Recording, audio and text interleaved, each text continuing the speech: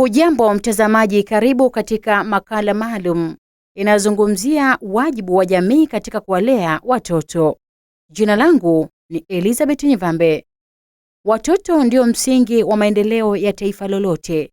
Hata hivyo, bado tunashuhudia baadhi yao wakikua katika mazingira hatarishi yanayowanyima haki zao za msingi, ikiwemo haki ya kupata chakula, malazi salama, elimu na huduma za afya.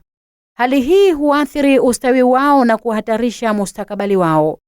Sajenti Melania Kifaru kutoka dawati la jinsia na watoto wilaya ya Mbeya anaanza kwa kueleza wajibu wa jamii katika malezi na ulinzi wa watoto. Malezi yanaanzia kwenye familia, kwamba baba na mama, watoto ni jukumu kabisa wazazi, kwamba nyinyi ndio mnakuwa wa kwanza kuwalea vizuri watoto wenu kabla hawajafika kwenye hiyo hatua ya kwenda mtaani. Baba na mama wanapofarakana, wanaoathirika zaidi ni watoto. Kwa hiyo utakuta mama na baba nyewe mmegombana, basi ugomvi unaingia kwa watoto.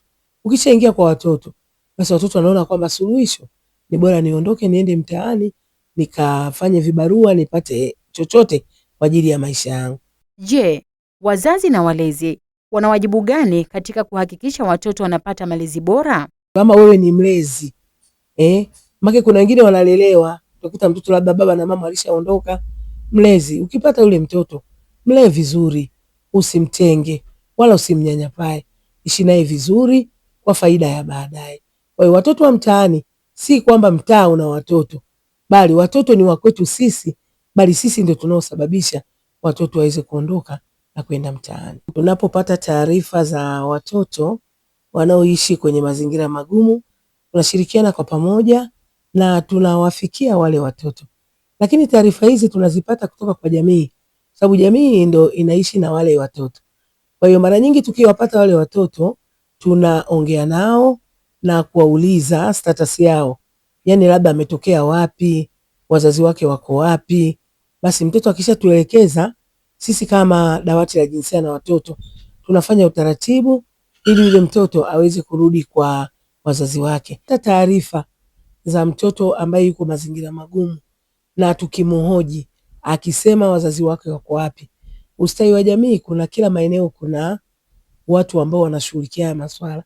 Kwa tunafanya mawasiliano nao, wanamfikia mzazi, na mzazi akifika pale kwetu anakabidhiwa mtoto wake, anaondoka naye. Na hata wale watoto wakichukuliwa, wakifika pale kituoni, wazazi wanapatikana, wanakuja pale, unaona.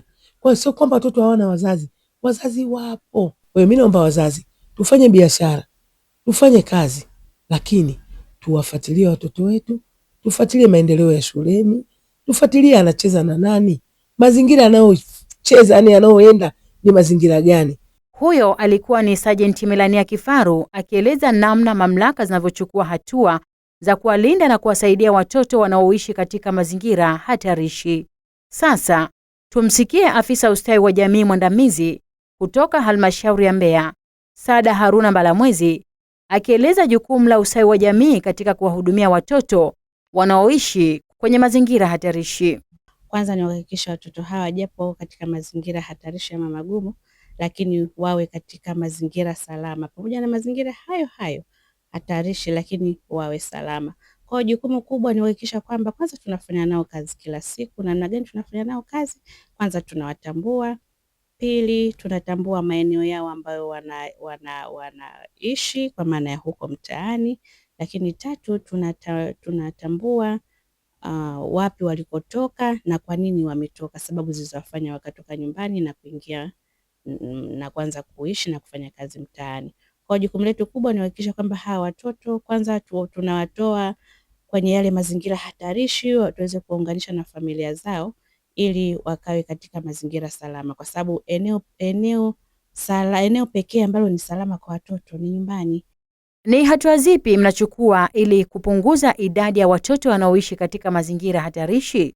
Kubwa ni kuendelea kuwapa elimu hawa watoto, lakini kubainisha sababu ambazo zimewafanya watoke nyumbani na kuzitatua hizo sababu ama changamoto, ili watoto hawa sasa watoke kule mtaani, warudi nyumbani na kule sasa wakapate malezi ambayo ni malezi bora na ni sahihi, lakini ni kuzingatia haki za msingi za hawa watoto ili nao waishi kama watoto wengine, kwa sababu watoto wote wana haki sawa na wanahitaji kupatiwa hizo haki za msingi. Kwa hiyo jukumu letu kubwa ni hilo, kuhakikisha watoto tunawatoa mtaani na wanarudi kuunganishwa na familia zao, aidha wako ndani ya halmashauri ya jiji la Mbeya ama wako nje ya halmashauri ya jiji la Mbeya, basi tuwatoe mtaani tuwarudishe huko majumbani kwao. Lakini hii ni baada ya walau kutatua changamoto ambazo zimewatoa nyumbani na kuwapeleka mtaani.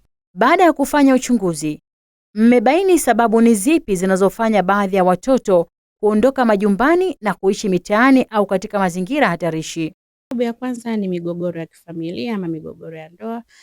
Kwenye mifarakano ya kifamilia, hasa kwa wanandoa, wazazi wawili, mama na baba, kukishakuwa na mifarakano, basi ile migongano ya kifamilia inafanya mtoto anatoka nyumbani na kwenda mtaani, kwa sababu aidha wazazi wametengana ama wameachana, ama kutokana na migogoro ya kifamilia ama migogoro ya ndoa, ile migongano inasababisha nyumbani hakuna malezi chanya ambayo yanafanya huyo mtoto yamvutie kukaa pale nyumbani. Lakini sababu ya pili, ugumu wa maisha ama hali ngumu ya maisha, ama sababu za kiumaskini zilizopitiliza. Basi pengine mtoto hapati mahitaji yake ya msingi ikiwemo chakula, mavazi na mahala salama pa kulala. Basi mtoto anafikiri kwamba pengine na mimi nitoke sasa nikaanze kutafuta. Licha ya kwamba umri wake haumruhusu na wala bado hawezi kujitafutia, lakini anaona pengine mtaani, kwa mtazamo wa akili za utoto, anafikiri kwamba mtaani pengine ni salama zaidi kuliko huku nyumbani ambako sipati chochote. Lakini sababu nyingine ni malezi kwa wazazi ama walezi wenyewe. Inaweza kuwa ni malezi hafifu au malezi ambayo hazingatii usimamizi wa watoto. Wazazi wenzangu, mimi cha kuambia, ninaomba sana tusimame na malezi. Tuwalee hawa watoto, tuwalee, tusiwakuze tu kwamba wewe ukafikiri jukumu lako ni kulipa ada shule, kumpa chakula, lakini tuwalee katika ule utimilifu wa ukuaji wao, yani walelewe katika maadili. Kama wewe tuwalee, tuwafundishe imani zetu za kidini, tuwafundishe maadili yetu ya Kitanzania, tuwaelekeze malezi chanya. Unaendelea kutazama makala maalum kuhusu wajibu wa jamii katika kuwalea watoto. Jina langu ni Elizabeth Nyivambe. Kwa upande wa baadhi ya wazazi na walezi, wanajua ni mambo gani yanayosababisha uwepo wa watoto wanaoishi katika mazingira hatarishi? Sababu ni nyingi. Watoto wanajifunza kwenye makundi, wengine ni yatima, yes, lakini pia wengine si yatima, ila wazazi wao tu wako busy na vitu vingine wakajisahau, watoto wakaingia mtaani kujitafutia. Kwa sababu mtoto ana mahitaji yake, na hitaji la ambalo ni lazima sana pia ni swala la chakula. Sasa mtoto anapokuwa na njaa, anatafuta namna ya kuweza kujipatia chakula, na ndipo anakuja mtaani kwa ajili ya kuomba watu mbalimbali ili aweze kupata chakula. Lakini wengine wazazi wamewatelekeza watoto, wamewachia bibi zao, na bibi wenyewe nguvu zimeshaisha. Kubwa sasa ni masingo maza wamekuwa wengi. Kwa hiyo kwa maoni yangu, sawa, serikali iweke sheria kwamba kila mwanaume anayemzalisha mwanamke amuoe, au kama hawezi akamuoa amhudumie ipasavyo kama sasa na mke wake. Ni watoto ambao wanakaa na mzazi mmoja, sasa mama, maana mama akishakuwa amekaa na mtoto wake miaka miwili mitatu, amjitambua na mpeleka kwa bibi. Sasa bibi hana uwezo wa sasa wa kuanza kumtunza yule mtoto wakati bado ni mdogo, kwa mtoto anajikuta amechanganyikana na watu wengine. Akizungumza bungeni jijini Dodoma wakati akiwasilisha hotuba ya mapitio ya utekelezaji wa mpango wa bajeti kwa mwaka wa fedha 2025-2026 pamoja na makadirio ya mapato na matumizi kwa mwaka wa fedha 2026-2027, Waziri wa Maendeleo ya Jamii, Jinsia, Wanawake na Makundi Maalum, Mheshimiwa Dorothy Gwajima amesema kuwa serikali imeendelea kuimarisha huduma za ustawi wa jamii kwa watoto wanaoishi katika mazingira hatarishi. Dkt. Gwajima amesema kuwa katika kipindi cha Julai 2025 hadi Aprili 2026, jumla ya watoto 284,308 wakiwemo wavulana 183,124 na wasichana 101,184 walitambuliwa na kupatiwa afua mbalimbali za ustawi. Watoto hao ni pamoja na wanaoishi na kufanya kazi mitaani, pamoja na wanaokinzana na sheria. Afua zilizotolewa ni pamoja na malezi mbadala, elimu, mafunzo ya ufundi stadi, huduma za afya, vifaa vya shule na kuwaunganisha na familia zao. Amesema kuwa katika jitihada za kuzuia watoto kuingia mitaani, serikali kupitia Wizara ya Maendeleo ya Jamii, Jinsia, Wanawake na Makundi Maalum kwa kushirikiana na Ofisi ya Rais TAMISEMI imeanzisha madawati 14 ya huduma za ustawi wa jamii katika bandari ya Dar es Salaam pamoja na stendi za mabasi katika mikoa ya Shinyanga, Mwanza, Dar es Salaam, Arusha, Kagera, Mbeya, Morogoro, Dodoma, Njombe, Tabora na Ruvuma. Serikali imeendelea kuchukua hatua mbalimbali za kupunguza idadi ya watoto wanaoishi katika mazingira hatarishi. Akijibu maswali ya wabunge jijini Dodoma, Mei 22 mwaka 2026, Naibu Waziri wa Wizara ya Maendeleo ya Jamii, Jinsia, Wanawake na Makundi Maalum, Mary Priska Mahundi, alisema serikali imeanza kutekeleza mikakati mbalimbali ya kuwatambua, kuwahudumia na kuwawezesha watoto hao ili warejee na kuishi katika mazingira salama.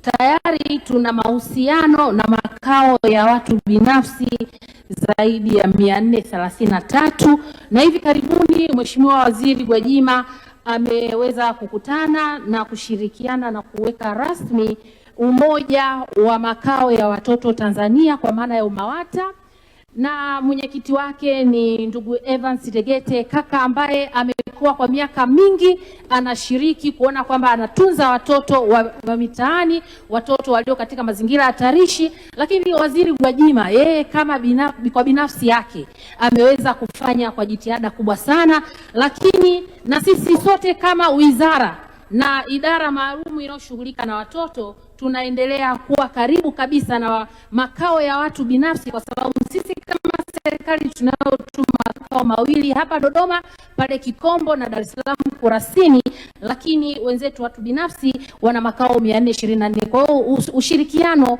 ni mkubwa sana. Mbali na juhudi za serikali, asasi za kiraia zimeendelea kushirikiana na jamii katika kuhakikisha ulinzi wa watoto na kutoa elimu kuhusu haki zao. Chazi Lucas kutoka shirika la Shalom anaeleza shughuli wanazozitekeleza ili kuhakikisha watoto wanakuwa salama na wanapata mazingira bora ya kuishi. Na moja mambo ambayo tunayafanya kabisa ni kuhakikisha kwamba jamii inafahamu ile misingi mitano ya malezi, makuzi na maendeleo ya hali ya mtoto, ambapo mojawapo ni kuhakikisha kwamba ulinzi na usalama kwa watoto wote unazingatiwa, kuhakikisha kwamba wazazi na walezi wanapata maarifa, elimu ya kutosha kuhusiana na malezi na makuzi ya hali ya mtoto, kujua namna bora ya kuweza kuwalinda watoto wasiweze kufanyiwa ukatili, lakini pia kujua njia sahihi za kutoa taarifa za ukatili, lakini pia kuweza kutambua aina mbalimbali za ukatili ambazo zinaweza kutokea au watoto wanaweza kufanyiwa. Moja ya vitu ambavyo tunavifanya ni kuhakikisha kwamba tunawaelekeza pia ni wapi waweze kutoa hizo taarifa, ikiwepo sehemu husika, watu husika ambao ni custodian wa watoto, mfano kama afisa ustawi wa jamii, lakini pia kupiga zile namba za serikali ambazo ni 116 kutoa taarifa za ukatili, lakini pia kuhakikisha kwamba maeneo mengine kama kwenye ngazi ya kata kutoa taarifa kwenye ofisi za kata na wadau wengine ambao wanahusika. Nia na madhumuni ni kuhakikisha kwamba tunawasaidia watoto kisheria, lakini na pia kisaikolojia pale wanapokuwa wamepata madhara yanayohusiana na masuala ya ukatili. Lakini pia kuhakikisha kwamba pia tunaendelea kutoa elimu kwa wale wadau wakubwa, mfano kama viongozi wa kiimani, kwa sababu wana watu wengi sana ambao wanawasikiliza, lakini wana majukwaa mengi ambao wanayatumia kuweza kufikisha jumbe za malezi na makuzi, kuelimisha jamii kuhusiana na njia bora za kuweza kuwalea watoto katika misingi iliyo bora na kuwa katika ukuaji timilifu. Kwa pamoja tunaweza kujenga jamii inayowalinda watoto, kuwaheshimu na kuwawezesha kukua katika mazingira salama yenye upendo na yanayowapa furaha ya kutimiza ndoto zao. Kila mzazi, mlezi na mwanajamii ana nafasi muhimu katika kuhakikisha hakuna mtoto anayebaki katika mazingira hatarishi. Asante kwa kufuatilia makala haya kuhusu wajibu wa jamii katika kuwalea watoto.